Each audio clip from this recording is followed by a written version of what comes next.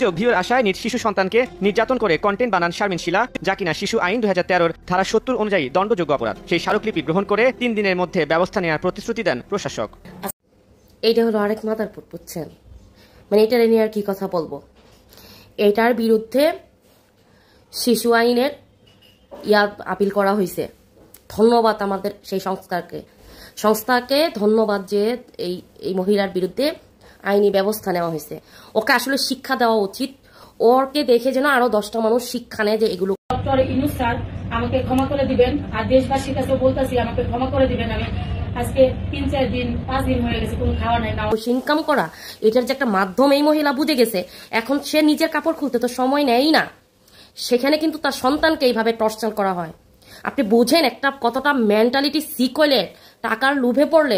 এই মহিলা mentality sick না, ও যথেষ্ট সুস্থ মস্তিষ্কে এগুলো করতেছে তার সন্তানকে।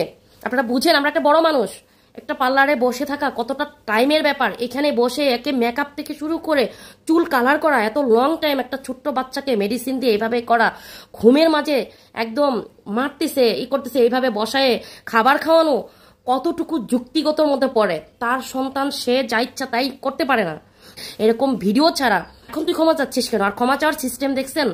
আমি বারবার বলতেছি আমাকে ক্ষমা করে দেন, ক্ষমা করে দেন, কিন্তু তারা আমাকে কেন ক্ষমা করতেছে না? তাহলে এটা মনে হয় তাহলে আমি অন্যায় করি না। ওর ক্ষমা চাওয়ার সিস্টেমটা দেখেন। তার বিরুদ্ধে করি পশায় তুই মেকআপ করতে তো সময় নেস নাই, তোর তো সময়ও লাগে না। মানে তুই যে কয়দিন থেকে না খাওয়া, কত কাহিনী করে কথা বলতেছিস। ওর বলতেছে আমার বিরুদ্ধে মনে হয় তাহলে আমি অন্যায় করি না। আমার পাশে কেউ দাঁড়ান, একজন উকিল দাঁড়ান প্লিজ। আমি একজন গরিব অসহায় মেয়ে। উকিল দাঁড়ান। উকিল কি গাছে ধরে? তোর জন্য কিসের জন্য উকিল দাঁড়াবে? কিসের মতো বেহায়া এই নির্লজ্জ মূর্খগুলো রে একদম পুরো অনলাইন ছাড়া করা উচিত। এমন কাজ করা উচিত আরো 10টা বেহায়া এগুলো দেখে শিখুক। এমনিতে তো কমে গেছে, অনেকটাই কমে আসছে। কেন জানেন? ফেসবুক আর টাকা দিচ্ছে না। এখানে এসে যারা বেহায়াপনা করতেছিল পাগলের মতো, কিছু নিতা আম্বানি আছে, এটি বড় থেকে শুরু করে এই মূর্খগুলো পর্যন্ত।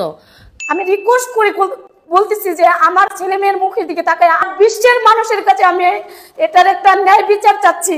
এদেরকে আসলে আইনের আওতায় নিয়ে আসা উচিত। এটা খুব ভালো কাজ করছে। আমার উচিত ওকে ছেড়ে দেওয়া উচিত। ও যত ক্ষমাই চাক না কেন, ও আবার নেক্সট কাজ করবে, নেক্সট আবারও সে এই কাজটাই করবে।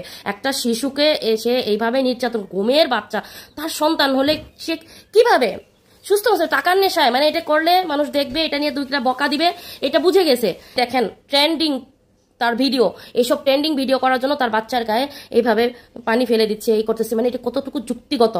একে অবশ্যই ছাড়া উচিত হবে না, নিম্নতম একটা শিক্ষা হলো দেওয়া উচিত।